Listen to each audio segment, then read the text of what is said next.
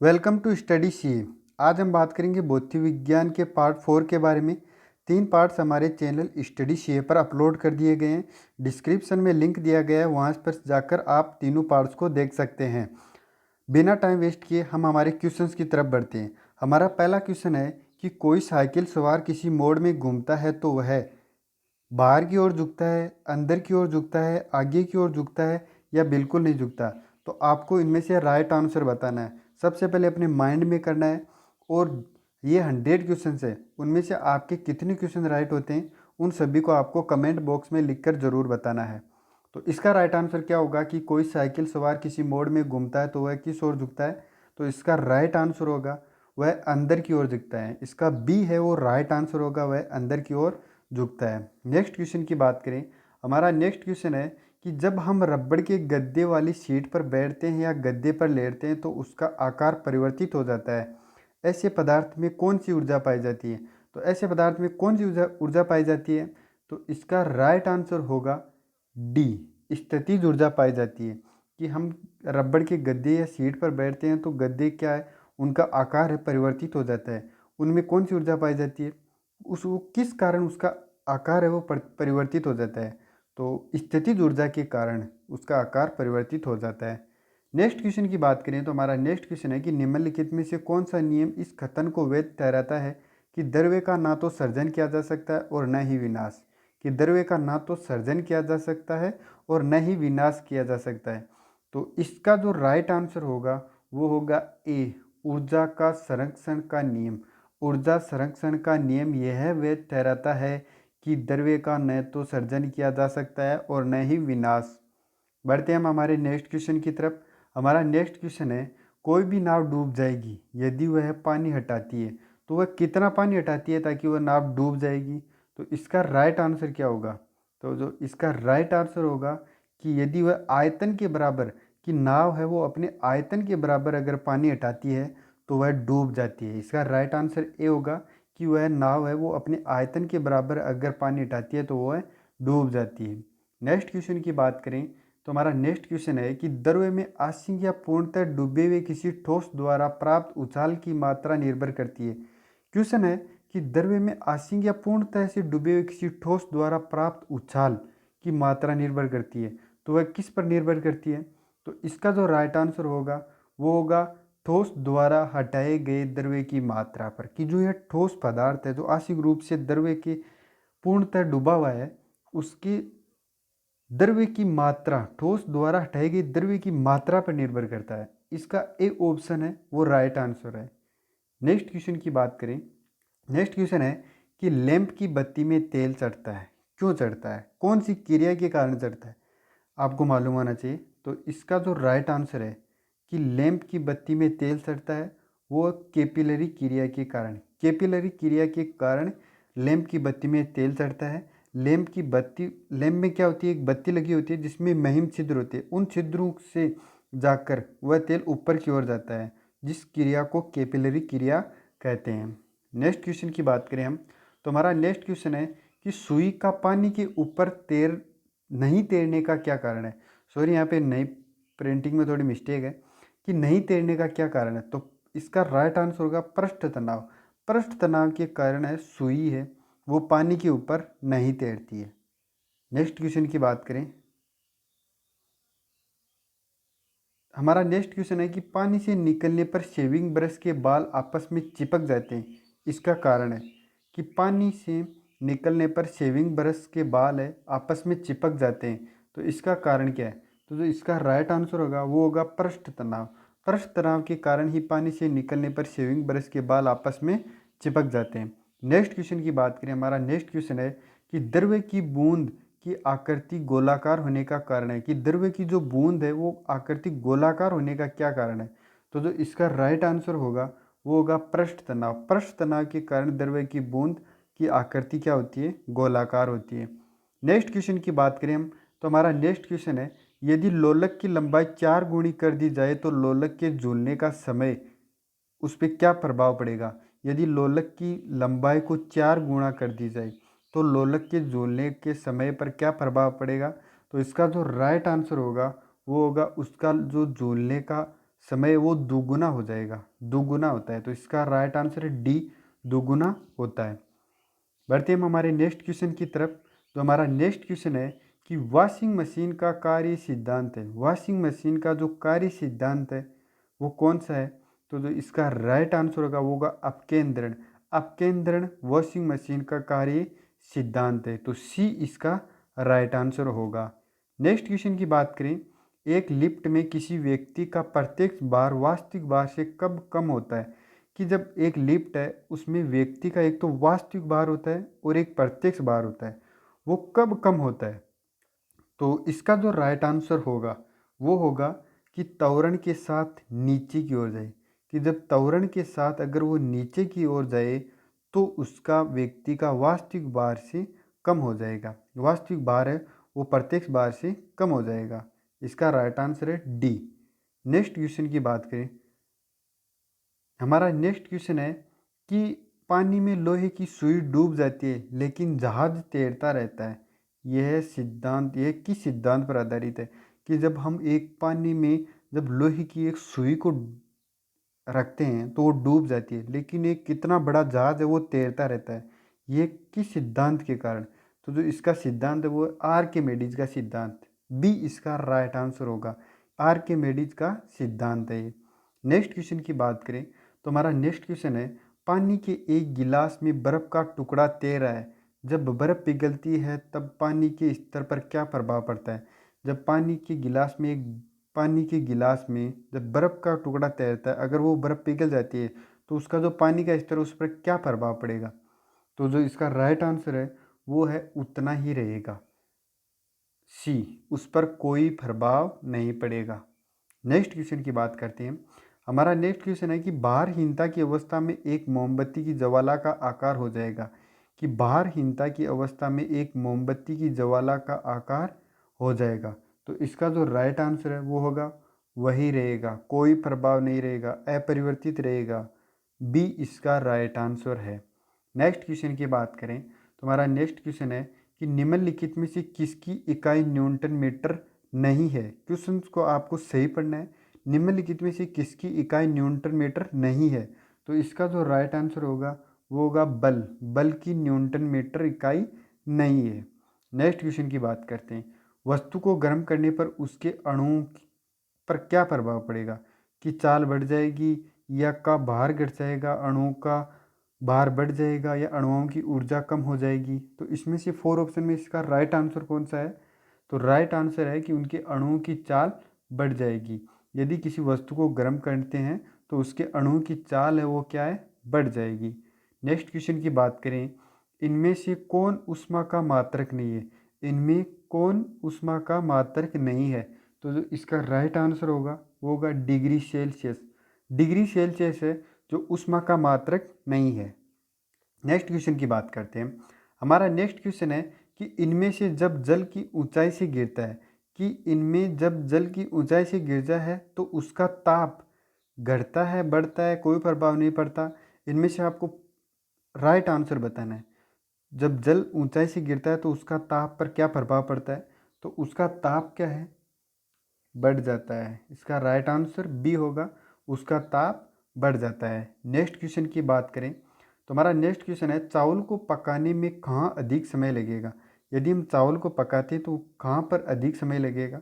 समुद्र तट पर अधिक समय लगेगा या शिमला में, माउंट एवरेस्ट पर, या समुद्र की गहराई में? तो चावल को पकाने में सबसे अधिक समय लगेगा माउंट एवरेस्ट। अगर हम किसी ऊंचाई के स्थान पर चावल को पकाते हैं तो चावल पकने में अधिक समय लेगा। इसका राइट आंसर होगा माउंट एवरेस्ट, सी होगा इसका राइट आंसर। नेक्स्ट क्वेश्चन की बात करें, हमारा नेक्स्ट क्वेश्चन है, वह ताप जिस पर बर्फ पानी और वाष्प संतुलन में रहता है कहा जाता है? कि वह ताप जिस पर बर्फ पानी वाष्प संतुलन में रहता है कहा जाता है? तो इसका राइट आंसर होगा त्रिक बिंदु। उसे क्या कहते हैं? त्रिक बिंदु। जिस पर बर्फ पानी वाष्प संतुलन में रहते हैं उसे क्या कहते हैं? त्रिक बिंदु कहते हैं। बी इसका राइट आंसर होगा। नेक्स्ट क्वेश्चन की बात करें तो हमारा नेक्स्ट क्वेश्चन है, किसी द्रव्य का वाष्पीकरण होने से उसका तापमान, यदि किसी द्रव्य का वाष्पीकरण होता है तो उसका तापमान क्या होगा? बढ़ेगा, अपरिवर्तित रहेगा, तेजी से बढ़ेगा या घटेगा? तो जो इसका राइट आंसर होगा वो होगा घटेगा। यदि किसी द्रव्य का वाष्पीकरण होने से उसका तापमान है वो घटेगा, बढ़ेगा नहीं, ये आपको मालूम होना चाहिए। नेक्स्ट क्वेश्चन की बात करते हैं हम। तो हमारा नेक्स्ट क्वेश्चन है, निम्न तापी इंजनों का अनुप्रयोग होता है। जो निम्न तापी इंजन है उनका अनुप्रयोग कहाँ होता है? तो इसका जो राइट आंसर होगा रॉकेट प्रौद्योगिकी में होता है। इसका राइट आंसर है सी, रॉकेट प्रौद्योगिकी में। नेक्स्ट क्वेश्चन की बात करते हैं हम। तो हमारा नेक्स्ट क्वेश्चन है कि वायुमंडल में प्रकाश के विसरण का कारण है, कि वायुमंडल है जिसमें प्रकाश का विसरण का क्या कारण है? तो जो इसका राइट आंसर होगा वो होगा डी, धूल के कण। धूल के कण के कारण प्रकाश का विसरण वायुमंडल में होता है। नेक्स्ट क्वेश्चन की बात करें तो हमारा नेक्स्ट क्वेश्चन है कि आकाश का रंग नीला प्रतीत होता है। किस कारण से आकाश का रंग है वो नीला प्रतीत होता है? तो जो इसका राइट आंसर वो प्रकीर्णन के कारण, प्रकीर्णन के कारण आकाश का रंग है वो नीला प्रतीत होता है। नेक्स्ट क्वेश्चन की बात करें, इंद्रधनुष में कितने रंग होते हैं? तो इसका राइट आंसर 7 होते हैं। इंद्रधनुष में 7 रंग होते हैं। नेक्स्ट क्वेश्चन की बात करें, मृग तृष्णा बनने का कारण है। तो मृग तृष्णा बनने का कारण है पूर्ण आंतरिक परावर्तन। पूर्ण आंतरिक परावर्तन, इसका एक ऑप्शन है वो राइट होगा। नेक्स्ट क्वेश्चन की बात करते हैं कि पूर्ण आंतरिक परावर्तन होता है जब प्रकाश जाता है, जल से कांच में जाता है, वायु से जल में जाता है, हीरे से कांच में जाता है या वायु से कांच में जाता है। तो इनमें से कौन सा ऑप्शन है वो राइट होगा? तो इसका राइट आंसर होगा हीरे से जब कांच में जाता है तो पूर्ण आंतरिक परावर्तन होता है। नेक्स्ट क्वेश्चन की बात करें हम तो हमारा नेक्स्ट क्वेश्चन है कि किस गुण धर्म के कारण पानी से भरे बर्तन में डुबोई गई छड़ी मुड़ी हुई प्रतीत होती है? तो किस गुण धर्म के कारण डुबोई गई छड़ी भरे हुए पानी के अंदर जब हम छड़ी को डुबोते हैं तो वो मुड़ी हुई प्रतीत होती है?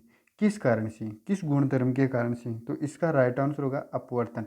अपवर्तन के कारण से छड़ी या जो भी हम डुबोते हैं, पैर डुबोते हैं या कुछ भी डुबोते हैं तो वो मुड़ा हुआ दिखाई देगा। राइट आंसर होगा इसका सी। नेक्स्ट क्वेश्चन की बात करते हैं हम। तो हमारा नेक्स्ट क्वेश्चन है कि सूर्य ग्रहण कब होता है? कि सूर्य ग्रहण कब होता है? तो इसका राइट आंसर होगा प्रतिपाद, ए, ऑप्शन ए इसका राइट होगा। प्रतिपाद के दिन, प्रतिपदा के दिन, सॉरी, प्रतिपदा के दिन सूर्य ग्रहण होता है, अमावस के दिन। नेक्स्ट क्वेश्चन की बात करते हैं हम। हमारा नेक्स्ट क्वेश्चन है कि प्रकाश का वेग सर्वप्रथम किसने ज्ञात किया था? कि प्रकाश का वेग है वो सर्वप्रथम किसने ज्ञात किया था? तो रोमर ने ज्ञात किया था। सी इसका राइट होगा। प्रकाश का वेग सर्वप्रथम रोमर ने ज्ञात किया था। नेक्स्ट क्वेश्चन की बात करते हैं हम। हमारा नेक्स्ट क्वेश्चन है कि प्रकाश में ध्रुवण की घटना से यह सिद्ध होता है कि प्रकाश तरंग है। कि प्रकाश में ध्रुवण की घटना से यह सिद्ध होता है कि प्रकाश तरंग है। इसमें से ऑप्शन में से कौन सा इसका राइट आंसर होगा? तो जो इसका राइट आंसर होगा वो होगा तरंग एवं कण दोनों के समान। कण, वो जो तरंग और जो कण है दोनों के समान है, वो ध्रुवण की घटना को ये सिद्ध करते हैं। नेक्स्ट क्वेश्चन की बात करते हैं। हमारा नेक्स्ट क्वेश्चन है कि प्रकाश का वेग अधिकतम होता है। कि प्रकाश का वेग है वो सबसे अधिकतम कहाँ पे होता है? तो इसका राइट आंसर होगा डी, निर्वात में। प्रकाश का वेग अधिकतम सबसे होता है निर्वात में। नेक्स्ट क्वेश्चन की बात करते हैं हम। तो हमारा नेक्स्ट क्वेश्चन है कि माध्यम के तापमान में वृद्धि के साथ प्रकाश की गति, जब माध्यम में तापमान में वृद्धि होती है तो उसके साथ प्रकाश की गति पर क्या प्रभाव पड़ता है? तो वैसी ही रहती है, उस पर कोई भी परिवर्तन नहीं होता है।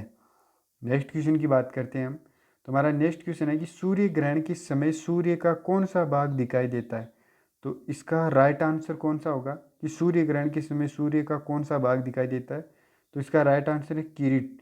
किरीट है जो सूर्य ग्रहण के समय दिखाई देता है, सूर्य का ये भाग है किरीट। नेक्स्ट क्वेश्चन की बात करते हैं हम। हमारा नेक्स्ट क्वेश्चन है प्रकाश तरंग किस प्रकार की तरंग है? प्रकाश तरंग है वो किस प्रकार की तरंग है? तो जो इसका राइट आंसर होगा वो होगा अनुप्रस्थ तरंग। प्रकाश तरंग है वो अनुप्रस्थ तरंग है। नेक्स्ट क्वेश्चन की बात करते हैं हम। डेसिबल होता है, डेसिबल होता है तो इसका जो राइट आंसर होगा वो क्या होगा? वो होगा एक ध्वनि स्तर का मापन होता है। एक ध्वनि स्तर का मापन होता है। नेक्स्ट क्वेश्चन की बात करें, सोनार अधिकांश प्रयोग में लाया जाता है। सोनार अधिकांशतः प्रयोग में लाया जाता है तो इसका राइट आंसर क्या होगा? तो इसका राइट आंसर होगा नौ संचालकों द्वारा। सोनार है वो नौ संचालकों द्वारा अधिकांशतः प्रयोग किया जाता है। बी ऑप्शन इसका राइट आंसर होगा।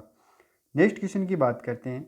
अशुद्धियों के कारण द्रव्य का क्वथनांक, द्रव्य के क्वथनांक पर क्या प्रभाव पड़ता है अशुद्धियों के कारण? तो इसका राइट आंसर क्या होगा?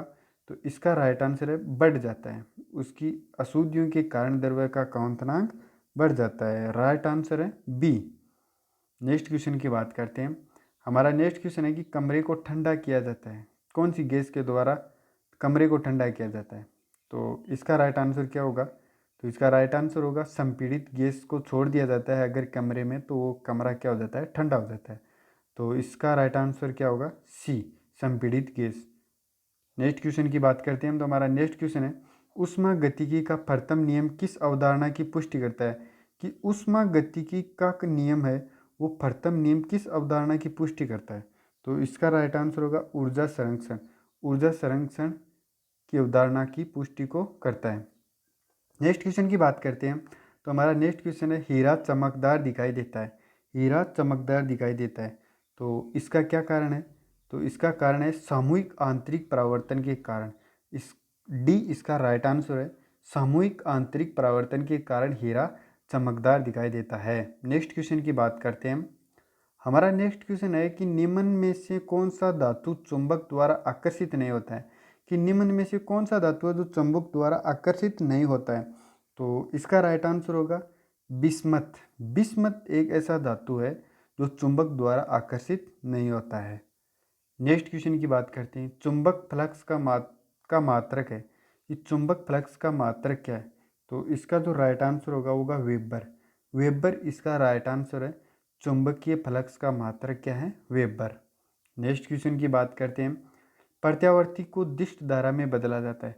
तो प्रत्यावर्ती धारा को किसके द्वारा बदला जाता है? दोलक द्वारा। दोलक के द्वारा प्रत्यावर्ती को दिष्ट धारा में बदला जाता है। नेक्स्ट क्वेश्चन की बात करते हैं हम। गैस इंजन की खोज किसने की? जो गैस का इंजन है उसकी खोज किसने की? तो इसका जो राइट आंसर होगा डेमलर। डेमलर ने की थी। गैस के इंजन की खोज किसने की? डेमलर ने की थी। नेक्स्ट क्वेश्चन की बात करते हैं हम। हमारा नेक्स्ट क्वेश्चन है कि परमाणु बम का विकास किसने किया? ये परमाणु बम का विकास है वो किसने किया? तो इसका जो राइट आंसर होगा जे रॉबर्ट ओपनहीमर ने। जे रॉबर्ट ओपनहीमर ने इसका परमाणु बम का विकास किया था। बी इसका राइट आंसर है। नेक्स्ट क्वेश्चन की बात करते हैं। हमारा नेक्स्ट क्वेश्चन है कि प्रक्षेपास्त्र का विकास किसने किया? प्रक्षेपास्त्र का विकास किसने किया? तो इसका जो राइट आंसर होगा वो होगा एडवर्ड टेलर ने। सी इसका राइट आंसर है। एडवर्ड टेलर ने प्रक्षेपास्त्र का आविष्कार या विकास किया था। नेक्स्ट क्वेश्चन की बात करते हैं। हाइड्रोजन बम किसने विकसित किया? हाइड्रोजन बम है वो किसने विकसित किया? तो इसका राइट आंसर क्या होगा? इसका राइट आंसर होगा एडवर्ड टेलर है जिन्होंने हाइड्रोजन बम का आविष्कार विकसित किया था, बम को विकसित किया था। नेक्स्ट क्वेश्चन की बात करते हैं। हमारा नेक्स्ट क्वेश्चन है लेज़र का आविष्कार किसने किया था? लेज़र का आविष्कार किसने किया था? तो टी.एच. मेमन ने लेज़र का आविष्कार किया था। डी इसका राइट आंसर है टी.एच. मेमन। नेक्स्ट क्वेश्चन की बात करते हैं हम। तो हमारा नेक्स्ट क्वेश्चन है कृष्ण छिद्र सिद्धांत को प्रतिपादित किया था। कृष्ण छिद्र सिद्धांत को प्रतिपादित किया था किसने किया था? तो इसका राइट आंसर होगा एस चंद्रशेखर ने। ए इसका राइट आंसर है। एस चंद्रशेखर ने कृष्ण छिद्र सिद्धांत को प्रतिपादित किया था। नेक्स्ट क्वेश्चन की बात करते हैं हम। हमारा नेक्स्ट क्वेश्चन है कि चर्म रोग के उपचार में प्रयोग किया जाने वाला रेडियो आइसोटोप है। कि चर्म रोग हो जाता है तो उसके उपचार के लिए कौन सा रेडियो आइसोटोप है? तो इसका जो राइट आंसर है वो है radio phosphorus. Radio phosphorus. D इसका राइट आंसर है रेडियो फॉस्फोरस। नेक्स्ट क्वेश्चन की बात करते हैं। हमारा नेक्स्ट क्वेश्चन है कि बहुत अधिक ऊंचाई पर मनुष्य लाल रुधिर कणिकाओं की संख्या में क्या प्रभाव पड़ता है? बढ़ जाती है, घट जाती है, कोई परिवर्तन नहीं होता है उसमें? तो अगर हम बहुत अधिक ऊंचाई पर रहते हैं तो मनुष्य की लाल आरबीसी है, लाल रुधिर कणिकाएं हैं, उनकी संख्या क्या हो जाती है? बढ़ जाती है। ए ऑप्शन इसका राइट होगा। नेक्स्ट क्वेश्चन की बात करते हैं। बहुत अधिक ऊंचाई पर मनुष्य की लाल रुधिर कणिकाएं क्या हो जाती है? बढ़ जाती है। नेक्स्ट क्वेश्चन की बात करते हैं कि फोटोग्राफी में मुख्य रंग कौन से होते हैं? फोटोग्राफी होती है उसमें मुख्य रंग कौन से होते हैं? तो इसका जो राइट आंसर होगा वो होगा लाल नीला हरा। लाल नीला और हरा इसका राइट आंसर होगा। नेक्स्ट क्वेश्चन की बात कर लेते हैं। हमारा नेक्स्ट क्वेश्चन है कि जब नींबू के रस खाने के सोडे पर डाला जाता है तब उसमें तेज उत्प्लन होता है, क्योंकि उसमें उत्पन्न गैस होती है। क्योंकि उससे उत्पन्न गैस होती है, कौन सी गैस उत्पन्न होती है इसके बारे में आपको पूछा जाता है कि जब नींबू के रस को खाने के सोडे में डाला जाता है तो उसमें क्या होती है, उत्फुलन होती है। उसमें कौन सी गैस उत्पन्न होती है जिसके कारण, तो इसका राइट आंसर क्या होगा, तो इसका राइट आंसर होगा कार्बन डाइऑक्साइड। उसमें कार्बन डाइऑक्साइड गैस उत्पन्न होती है। नेक्स्ट क्वेश्चन की बात करते हैं। हमारा नेक्स्ट क्वेश्चन है कि रेडियो एक्टिविता की परिघटना की खोज की थी, कि रेडियो एक्टिविता की परिघटना की खोज की थी किसने की थी, तो इसका जो राइट आंसर होगा सी, बेकरेल ने। बेकरेल ने इसकी खोज की थी रेडियो एक्टिविता की। नेक्स्ट क्वेश्चन की बात करते हैं। हमारा नेक्स्ट क्वेश्चन है कि निम्नलिखित में से कौन सी गैस उच्चतम ऊष्मीय रखती है। निम्नलिखित में से कौन सी गैस है जो उच्चतम ऊष्मीय रखती है, तो इसका राइट आंसर क्या होगा, तो इसका राइट आंसर होगा प्राकृतिक गैस। बी ऑप्शन इसका राइट है कि प्राकृतिक गैस है जो उच्चतम ऊष्मीय मान रखती है। नेक्स्ट क्वेश्चन की बात कर लेते हैं। इनसेट टू ई कहाँ से प्रमोचित किया गया, इनसेट टू ई कहाँ से प्रमोचित किया गया, तो इसका राइट आंसर क्या होगा, इसका राइट आंसर होगा ए, कोरू। कोरू से इनसेट ई है वो प्रमोचित किया गया था। नेक्स्ट क्वेश्चन की बात कर लेते हैं कि नीचे दिए गए ईंधन में किसमें सर्वाधिक ऊष्मीय मान है, कि जो नीचे दिए 4 ऑप्शन दिए गए हैं उनमें सबसे अधिक ऊष्मीय मान किसका है, तो इसका जो राइट आंसर होगा वो होगा प्राकृतिक गैस। प्राकृतिक गैस में सर्वाधिक ऊष्मीय मान है। नेक्स्ट क्वेश्चन की बात कर लेते हैं। तो हमारा नेक्स्ट क्वेश्चन है कि सागर में बहते हिमखंड के द्रव्यमान में कुल 10 भागों में कितना जल का तल से ऊपर होगा। क्वेश्चन है, फिर से बोलता हूँ मैं, कि सागर में बहते हिमखंड के द्रव्यमान के कुल 10 भागों में कितना जल तल के ऊपर होगा। तो कितना जल है वो तल से ऊपर होगा 10 भागों में से, तो इसका एक भाग ऊपर होगा। एक ऑप्शन इसका राइट है। नेक्स्ट क्वेश्चन की बात कर लेते हैं कि चंद्रमा पर क्या नहीं होने के कारण वहाँ किसी प्रकार का जीवन नहीं है, तो इसका राइट आंसर होगा ऑक्सीजन। ऑक्सीजन नहीं होने के कारण चंद्रमा पर जीवन संभव नहीं है। नेक्स्ट क्वेश्चन की बात कर लेते हैं। नाभिकीय रिएक्टर में इनमें से कौन सा ईंधन काम करता है, कि नाभिकीय रिएक्टर में इनमें से कौन सा ईंधन काम करता है, तो इसका जो राइट आंसर होगा वो होगा ए, यूरेनियम। यूरेनियम इसका राइट आंसर होगा। नेक्स्ट क्वेश्चन की बात कर लेते हैं कि निम्नलिखित में से किसका प्रयोग परिशीतलन में किया जाता है, कि परिशीतलन में प्रयोग किसका किया जाता है निम्न में से, तो इसका जो राइट आंसर होगा वो होगा फ्रीऑन। फ्रीऑन का प्रयोग किया जाता है परिशीतलन में। नेक्स्ट क्वेश्चन की बात कर लेते हैं हम।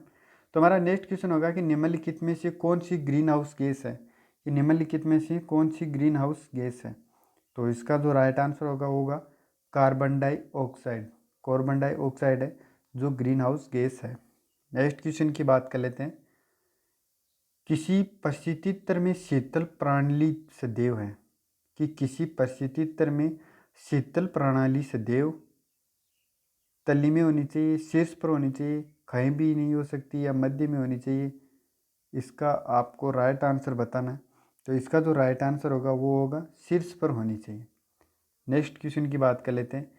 हीलियम गैस को गुब्बारों में क्यों भरा जाता है, हीलियम गैस को गुब्बारों में क्यों भरा जाता है, तो इसका जो राइट आंसर होगा ये, इसका जो राइट आंसर होगा वो होगा यह, वह वायु से हल्की होती है। वह क्या होती है, जो हीलियम गैस है ये वायु से भी हल्की होती है, जिस कारण गुब्बारों में भरा जाता है। ए ऑप्शन इसका राइट है। नेक्स्ट क्वेश्चन की बात कर लेते हैं।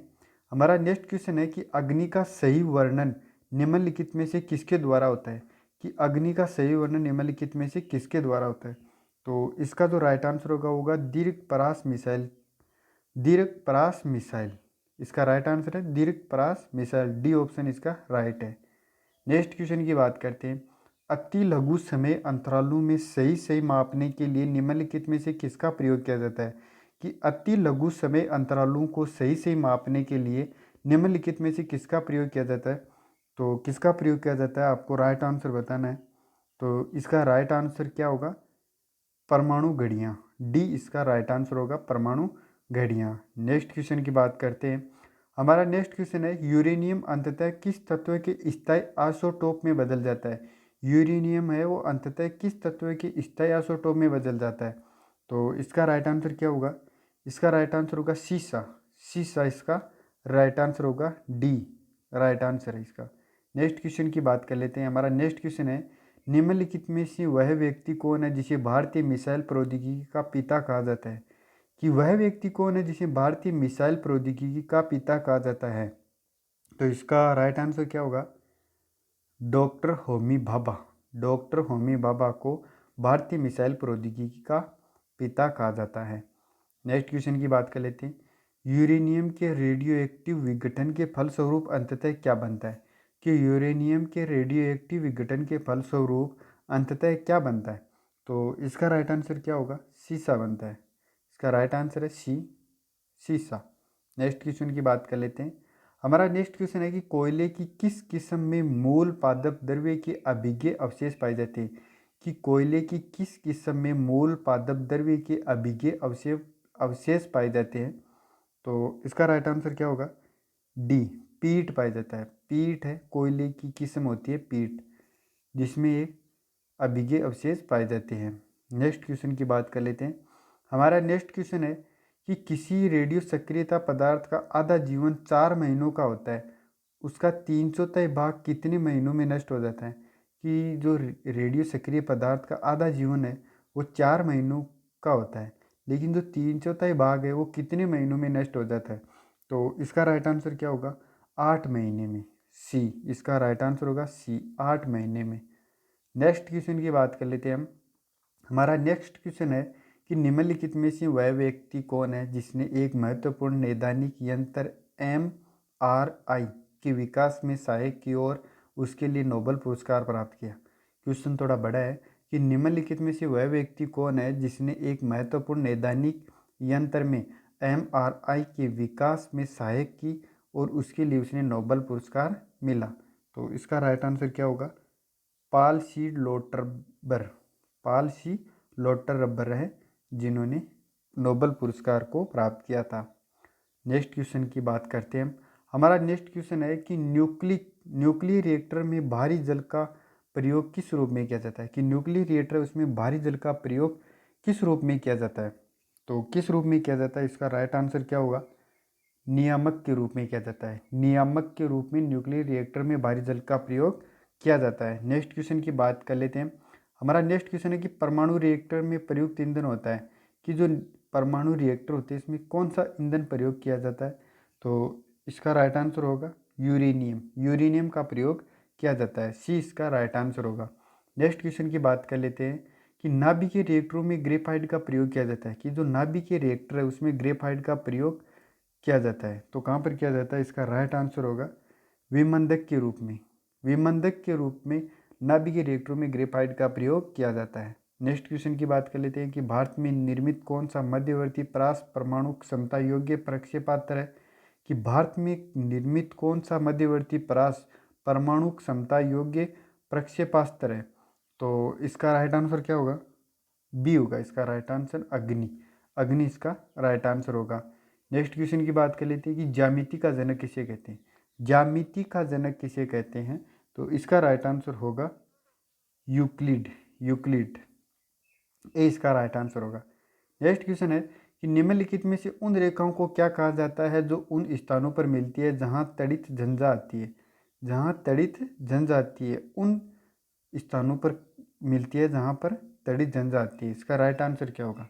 तो इसका जो राइट आंसर होगा आइसोब्रोटन्स। आइसोब्रोंटस। नेक्स्ट क्वेश्चन की बात कर लेते हैं। तापमान घटने के साथ साथ किसी वस्तु का प्रतिरोध, जब किसी वस्तु का तापमान घटने के साथ साथ उस वस्तु का प्रतिरोध है उसमें क्या प्रभाव होता है? तो इसका राइट आंसर होगा ए, घटता जाता है।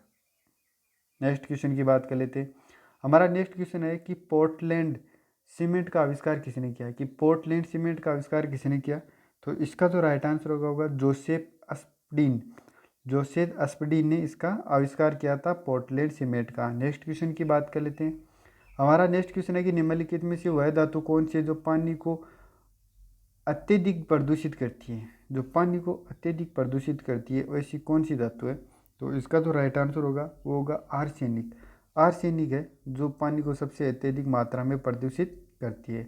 नेक्स्ट क्वेश्चन की बात करते हैं, यूरेनियम विखंडन की सतत प्रक्रिया को जारी रखने में किस कण की ज़रूरत होती है? कि यूरेनियम विखंडन में सतत प्रक्रिया को जारी रखने में किस कण की आवश्यकता होती है? तो इसका राइट आंसर क्या होगा? इसका राइट आंसर होगा न्यूट्रॉन। न्यूट्रॉन की आवश्यकता होती है। अगर यूरेनियम विखंडन की सतत प्रक्रिया को जारी रखना है तो न्यूट्रॉन की आवश्यकता पड़ेगी। नेक्स्ट क्वेश्चन की बात कर लेते हैं। हमारा नेक्स्ट क्वेश्चन है कि ट्राई नाइट्रोलुइन का विस्फोटक निम्नलिखित में से किसके मिश्रण द्वारा किया जाता है? कि जो ट्राई नाइट्रोलुइन है इसका विस्फोटक निम्न में से किसके मिश्रण के द्वारा किया जाता है? तो इसका जो राइट आंसर होगा वो होगा अमोनिया नाइट्रेट के द्वारा। अमोनिया नाइट्रेट, सी इसका राइट आंसर होगा। नेक्स्ट क्वेश्चन की बात कर लेते हैं, सौर ऊर्जा का कारण है। सौर ऊर्जा का कारण है तो संलयन अभिक्रिया। सौर ऊर्जा का कारण क्या है? संलयन अभिक्रिया, बी इसका राइट आंसर होगा। नेक्स्ट क्वेश्चन की बात कर लेते हैं। हमारा नेक्स्ट क्वेश्चन है कि निम्नलिखित में से कौन सा निर्गम उपकरण नहीं है? कि निम्नलिखित में से कौन सा निर्गम उपकरण नहीं है? तो इसका जो राइट आंसर होगा वो होगा प्रकाशिक लक्षण अभिज्ञाता। ए इसका राइट आंसर है, प्रकाशिक लक्षण अभिज्ञाता। नेक्स्ट क्वेश्चन की बात करते हैं कि सूर्य का प्रकाश, तापमान, वर्षा, दाब, वायु का वेग एक साथ क्या बनाते हैं? एक साथ है वो क्या बनाते हैं? कि सूर्य का प्रकाश है, तापमान है, वर्षा है, दाब है, वायु का वेग है, ये एक साथ क्या बनाते हैं? तो इसका जो राइट आंसर होगा वो होगा जलवायवीय कारक। जलवायवीय कारक बनाते हैं। नेक्स्ट क्वेश्चन की बात कर लेते हैं। हमारा नेक्स्ट क्वेश्चन है कि सौर प्रणाली की खोज किसने की? कि सौर प्रणाली की खोज किसने की? केपलर ने की। सौर प्रणाली की खोज किसने की? केपलर ने। 2G स्पेक्ट्रम में प्रयुक्त जी अक्षर क्या अघोत करता है? तो 2G स्पेक्ट्रम में जो प्रयुक्त जी अक्षर है वो क्या घोषित करता है? तो इसका तो राइट आंसर होगा वो होगा जनरेशन को करता है। जनरेशन को करता है। नेक्स्ट क्वेश्चन की बात करते हैं, ऑटो हॉर्न किस आविष्कार के लिए प्रसिद्ध है? ऑटो हॉर्न है वो किस आविष्कार के लिए प्रसिद्ध है? तो इसका राइट आंसर होगा एटम बम के लिए प्रसिद्ध है। ऑटो हॉर्न है वो एटम बम के लिए प्रसिद्ध है। नेक्स्ट क्वेश्चन की बात करते हैं तो हमारा नेक्स्ट क्वेश्चन है कि भारत में समस्त अंतरिक्ष यान प्रचालन का मर्म केंद्र MCF का मुख्यालय कहाँ है? कि भारत में जो समस्त अंतरिक्ष यान प्रचालन का जो मर्म MCF का मुख्यालय कहाँ पे? तो इसका राइट आंसर है हासन में, हासन कर्नाटक में। सी इसका राइट आंसर होगा हासन कर्नाटक में। नेक्स्ट क्वेश्चन की बात कर लेते हैं हम। तो हमारा नेक्स्ट क्वेश्चन है, तारकोल वाली सड़कों पर टूट फूट जाती है तब उनमें क्या होता है? कि तारकोल वाली सड़कों पर टूट फूट तब होती है, कब होती है? कि तारकोल वाली सड़कें हैं उनमें टूट फूट तब होती है जब उनमें सड़क पर पानी स्थिर हो जाता है, या अत्यधिक यातायात होते हैं, या ढाल न हो, या रख रखाव न हो। इसमें से राइट आंसर कौन सा होगा? कि सड़क पर अगर पानी स्थिर होने लग जाए तब उन सड़कों की, तारकोल वाली सड़कों की टूट फूट होना शुरू हो जाती है। बी इसका राइट आंसर होगा। नेक्स्ट क्वेश्चन की बात करते हैं तो हमारा नेक्स्ट क्वेश्चन है कि पिक्नोमीटर नामक का उपकरण का प्रयोग किसे मापने के लिए किया जाता है? जो जो ये पिक्नोमीटर है ये उपकरण किसको मापने के लिए किया जाता है? तो इसका जो राइट आंसर होगा वो होगा घनत्व। घनत्व को मापने के लिए पिक्नोमीटर का प्रयोग किया जाता है। नेक्स्ट क्वेश्चन की बात करें तो सूखी बर्फ क्या है? सूखी बर्फ क्या है? तो इसका जो राइट आंसर होगा वो होगा ठोस कार्बन डाइऑक्साइड। ठोस है कार्बन डाइऑक्साइड। नेक्स्ट क्वेश्चन की बात कर लेते हैं, भारत की मिसाइल अग्नि 2 है। कि जो भारत की मिसाइल है वो अग्नि 2 है। तो इसका राइट आंसर होगा पृथ्वी से पृथ्वी मिसाइल। पृथ्वी से पृथ्वी मिसाइल।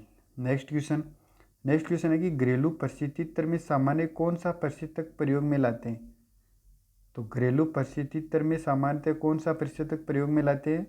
तो इसका राइट आंसर होगा सी फ्रियोन। फ्रियोन है वो प्रयोग में लाते हैं। नेक्स्ट क्वेश्चन की बात कर लेते हैं।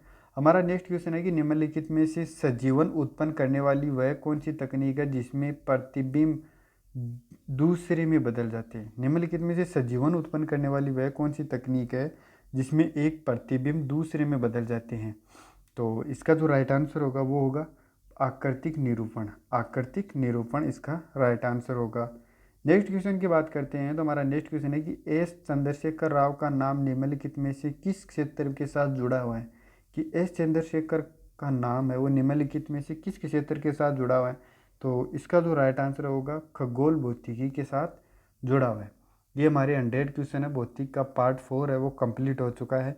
अगर आपको 3 पार्ट देखने हैं तो डिस्क्रिप्शन में लिंक दिया गया है, वहाँ से जाकर आप उन तीनों पार्ट्स का क्विज है वो दे सकते हैं।